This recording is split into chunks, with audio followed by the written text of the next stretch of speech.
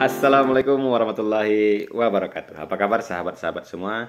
Pada kali ini, pada pertemuan ke-10, kita akan membahas tentang program kerja perpustakaan.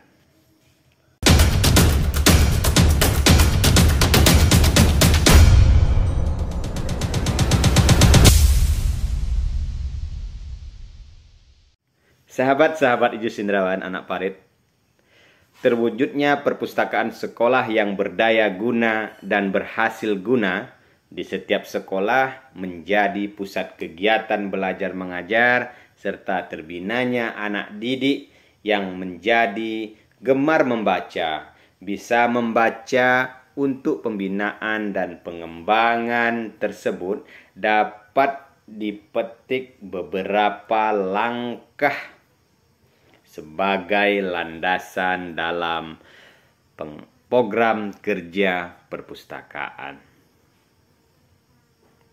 Yang pertama itu landasannya adalah Keputusan Menteri Pendidikan dan Kebudayaan nomor 01-0-1981 pada tanggal 11 Maret 1981 mengenai pokok-pokok kebijakan pembinaan dan pengembangan perpustakaan sekolah. Yang kedua, Undang-Undang Republik Indonesia nomor 20 tahun 2003 tentang Sistem Pendidikan Nasional.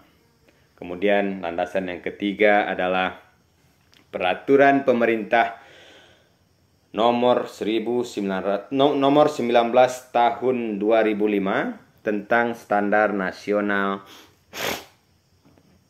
Pendidikan. Yang keempat, Undang-Undang Republik Indonesia nomor 43 tahun 2007 tentang perpustakaan.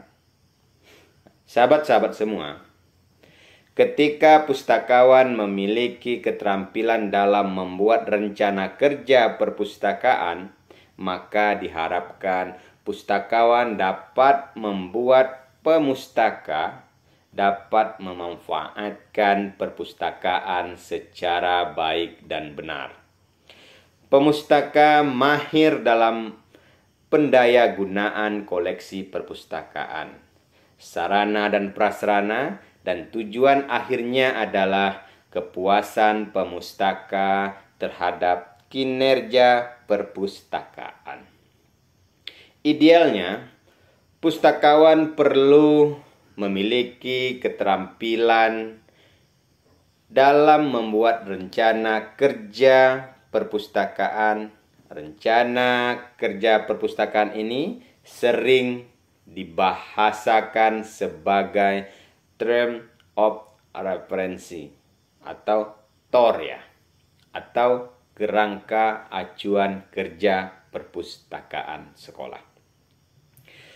Peraturan Keputusan Menteri Tenaga Kerja dan Transmigrasi Republik Indonesia pada tahun nomor 83 tahun 2012 tentang penerapan Rancangan Standar Kompetensi Kerja Nasional Indonesia Sektor Jasa Kemasyarakatan, Sosial Budaya, Hiburan, dan Perorangan lainnya, bidang perpustakaan menjadi standar kompetensi kerja nasional Indonesia. Memberi pengertian rencana kerja perpustakaan adalah merupakan dokumen tertulis yang disusun untuk memberikan deskripsi kegiatan perpustakaan sebagai bentuk perencanaan pelaksanaan kegiatan. Nah, berdasarkan pengertian di atas yang telah saya uraikan tadi tentang Peraturan Keputusan Menteri Tenaga Kerja dan Transmigrasi Republik Indonesia nomor 83 tahun 2012, dapat diuraikan bahwa sebagai dokumen tertulis, rencana kerja perpustakaan perlulah dibuat dalam bentuk dokumen tertulis. Dokumen tertulis ini berisi rencana kerja perpustakaan Dalam penyusunan rencana kerja perpustakaan, perlu diperhatikan yang pertama itulah jelas. Jelas kegiatan yang dilakukan haruslah dapat diuraikan secara jelas. Dan apa yang akan dilakukan termasuk sumber pembiayaan ataupun pendanaan kegiatan tersebut. Yang keduanya itu dapat diukur. Kegiatan yang dilakukan haruslah dapat diukur secara kuantitatif dalam bentuk angka. Seperti jumlah satuan, jumlah hasil, dan lain sebagainya. Nah, kegiatan juga harus dapat diukur secara kualitatif. Seperti hasil kerja sempurna, pelayanan kepada pemustaka memuaskan, dan lain sebagainya. Kemudian juga haruslah relevan ya. Relevan di sini adalah kegiatan yang dilakukan haruslah berdasarkan lingkup tugas dan jabatan masing-masing. Kemudian selanjutnya itu dapat dicapai. Nah, kegiatan yang dilakukan itu haruslah disesuaikan dengan kemampuan pustakawan. Jangan berlebih-lebihan. Nah, kemudian selanjutnya memiliki target waktu ya. Kegiatan yang dilakukan itu haruslah ditentukan waktunya. Jadi ada batas atau rentang waktu yang ditentukan. Yang kedua, adanya pengetahuan pustakawan. Pengetahuan yang dimaksud adalah kemampuan pustakawan mengetahui kegiatan-kegiatan dibutuhkan oleh pemustaka. Pengetahuan terhadap kegiatan ini yang dibutuhkan oleh pemustaka perlu diketahui agar pemustaka memiliki minat untuk mengikuti kegiatan. Kemudian pemustaka mampu memanfaatkan peluang untuk menambah pengetahuan dan keahlian dalam pemanfaatan perpustakaan. Kemudian kepuasan pemustaka terhadap layanan yang diberikan oleh pustakawan. Nah, yang ketiga, deskripsi kegiatan. Pembuatan rencana kerja perpustakaan harus berisi deskripsi kegiatan. Nah, kegiatan ini merupakan kegiatan yang memiliki manfaat positif terhadap pemustaka. Yang keempat, yaitu perencanaan pelaksanaan kegiatan. Nah, dalam menyusun rencana kerja, perlu dilakukan perencanaan pelaksanaan kegiatan. Perencanaan kegiatan ini dapat berupa materi, tempat kegiatan, waktu pelaksanaan, sumber dana, pemateri, moderator, dan peserta. Nah, rencana kerja perpustakaan perlulah dibuat, direncanakan, dan terakhir direalisasikan.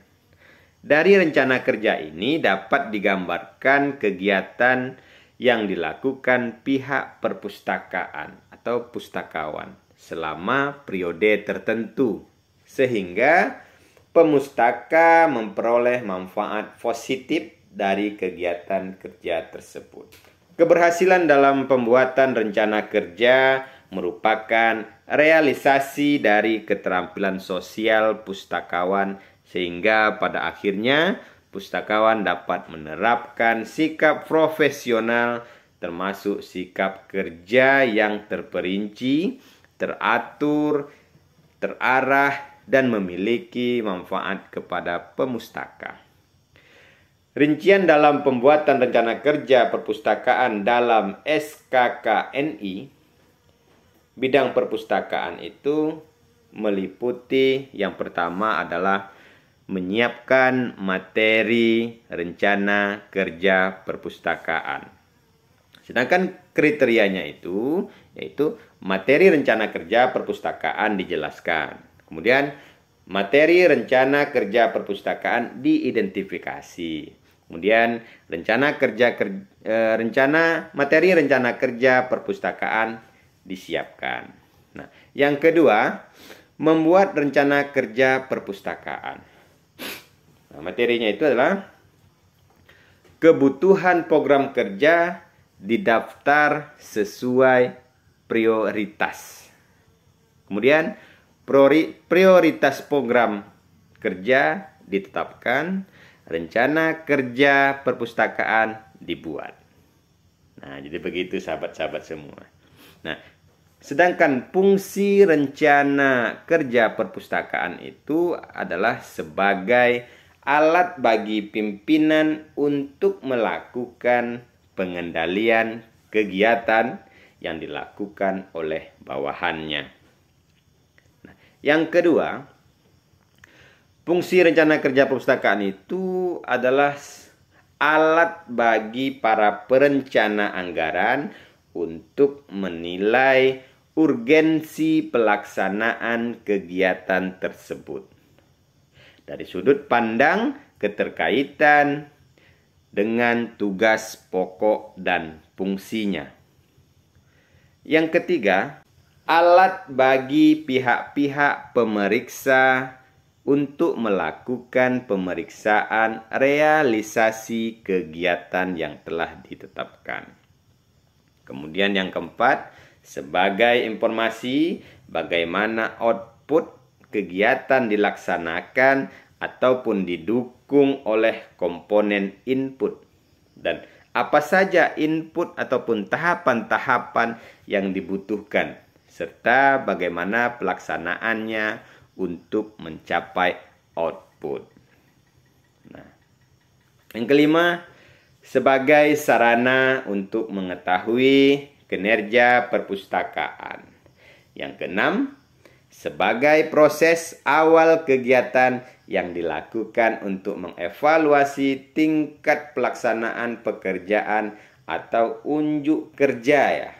Nah, yang ketujuh, fungsinya itu adalah sebagai alat penilai prestasi kerja perpustakawan. Nah, itu ada fungsi dari program kerja itu. Nah, sahabat-sahabat Idrus Indrawan Anak Parib, program kerja perpustakaan,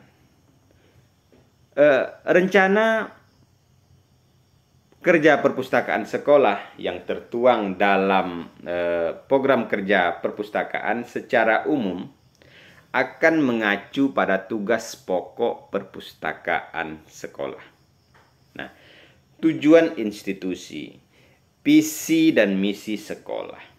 Hal ini tentunya didasari oleh kepentingan bersama untuk menciptakan suasana kegiatan belajar mengajar yang efektif dan efisien. Dalam program kerja perpustakaan itu ada namanya program kerja jangka pendek. Kemudian ada program kerja jangka menengah dan juga ada program kerja jangka panjang. Nah, apa saja program jangka pendek tersebut? Program jangka pendek tersebut berisikan kegiatan yang pertama itu menyusun program perpustakaan sekolah. Yang harus diingat adalah bahwa semua program haruslah mengacu pada kebijakan lembaga. Tujuannya agar mendapat dukungan dari lembaga. Kemudian menyediakan dan menghimpun bahan perpustaka, informasi sesuai kurikulum sekolah. Yang kedua, isi dari program jangka pendek itu adalah menyediakan dan melengkapi fasilitas perpustakaan sesuai dengan kebutuhan. Yang ketiga, mengolah dan mengorganisasikan bahan pustaka dengan sistem tertentu sehingga memudahkan penggunaannya. Dan selanjutnya melaksanakan layanan perpustakaan yang sederhana, mudah, dan menarik. Selanjutnya, meningkatkan minat baca murid, guru, staf, dan lain sebagainya. Kemudian menambahkan koleksi bahan perpustakaan secara berkala untuk memenuhi kebutuhan pengguna layanan perpustakaan. Dan pembuatan proposal permintaan buku, majalah, jurnal pada beberapa lembaga, instansi maupun kepada penerbit tertentu ataupun kepada perusahaan-perusahaan tertentu ataupun kepada lembaga-lembaga NGO yang biasanya menyalurkan atau menghibahkan buku-buku. Kemudian selanjutnya memelihara bahan pustaka agar tahan lama dan tidak cepat rusak. Kemudian menerbitkan kartu buku perpustakaan bagi siswa, bagi guru, staf, dan lain sebagainya. Kemudian selanjutnya inventaris ya, atau inventaris, klasifikasi, dan katalogasi bahan pustaka. Kemudian entry data anggota perpustakaan pada sistem informasi perpustakaan. Kemudian pelayanan peminjaman buku perpustakaan. Kemudian selanjutnya menerbitkan surat tanda bebas perpustakaan bagi siswa sebagai syarat pengambilan ijazah. Selanjutnya mengikuti beberapa kegiatan lomba perpustakaan sekolah, baik tingkat kabupaten, tingkat provinsi, ataupun tingkat nasional. Nah, sedangkan program jangka menengah, yaitu yang pertama adalah penyediaan sarana dan prasarana. Nah, apa saja kegiatannya itu? Yang pertama adalah pengadaan buku perpustakaan, majalah, tabloid, dan koran, dan lain sebagainya. Kemudian yang kedua, pengolahan bahan pustaka, yaitu inventarisasi, katalogasi, labeling, dan perlengkapan buku. Nah, yang ketiga, perabot, yaitu rak koran dan tabloid. Kemudian perawatan sarana dan prasarana perpustakaan, perbaikan buku rusak dan pencilitan, pemberian kamfer atau kapur barus, penyampulan buku, dan perawatan sarana dan prasarana taman bacaan. Yang ketiga adalah program jangka panjang. Nah, apa saja kegiatan-kegiatan dalam program jangka panjang tersebut? Yang pertama itu adalah menerapkan sistem layanan perpustakaan berbasis ICT. Yang kedua, menerapkan e-library learning.